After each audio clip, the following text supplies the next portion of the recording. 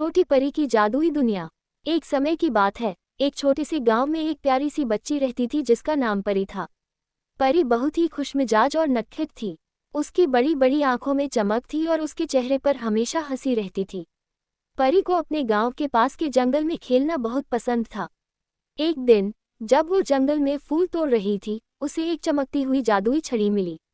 वह छड़ी बहुत ही सुंदर थी, जैसे किसी परियों की दुनिया से आए हो। परी ने उसे उठाया और जैसे ही उसने छड़ी को छुआ, अचानक से एक प्यारी सी परी उसके सामने प्रकट हुई। उस परी ने कहा, तुमने मेरी जादुई छड़ी पाई है। अब तुम इस छड़ी की असली मालिक हो।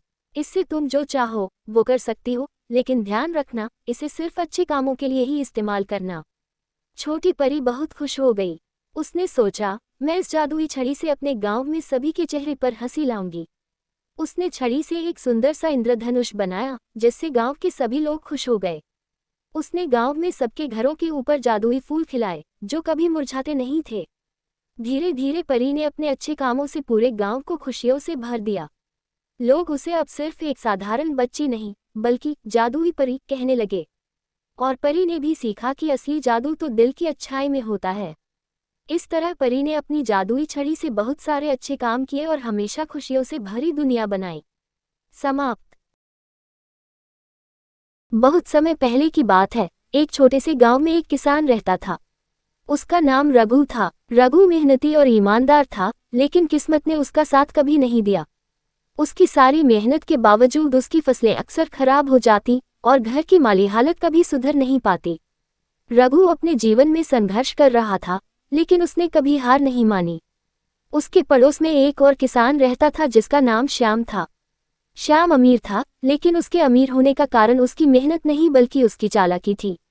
वह लोगों को धोखा देकर, उनका हक छीनकर अपने जीवन में सफलता प्राप्त कर रहा था। श्याम और रघु में बहुत अंतर था, फिर भी वे दोनों साथ साथ रहते थे।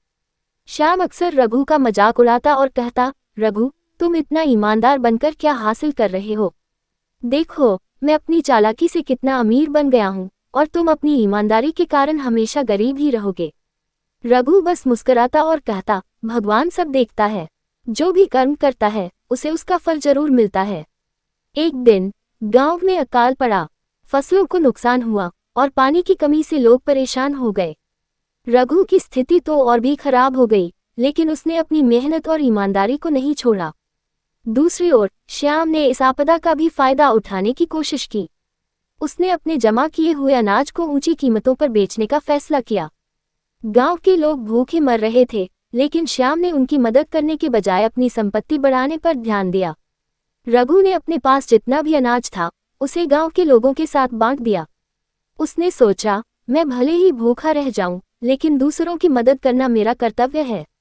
उसकी इस भावना ने गांव वालों के दिलों में उसके प्रति सम्मान और प्रेम को और बढ़ा दिया। कुछ महीनों बाद गांव में बारिश हुई और फसलें फिर से हरी भरी होने लगीं।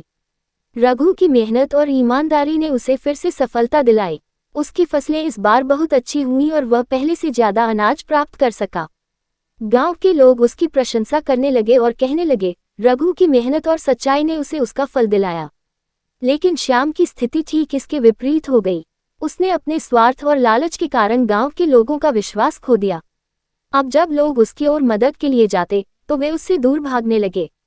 उसका व्यापार ठप हो गया और धीरे धीरे उसकी सारी संपत्ति भी खत्म होने लगी।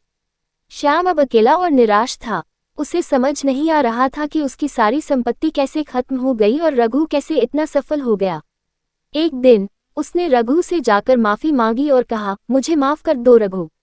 मैंने हमेशा तुम्हारा मजाक उड़ाया और तुम्हें नीचा दिखाने की कोशिश की, लेकिन अब मुझे समझ आ गया है कि सच्चाई और मेहनत से ही असली सफलता मिलती है। रघु ने मुस्कुराते हुए कहा, कर्मों का फल हर किसी को मिलता है श्याम। यदि हम दूसरों का भला करेंगे तो हमारा भी भला होगा। तुम्हें अब ये समझ आ गया है, तो तुम्हारा भविष्य भी बेहतर होगा।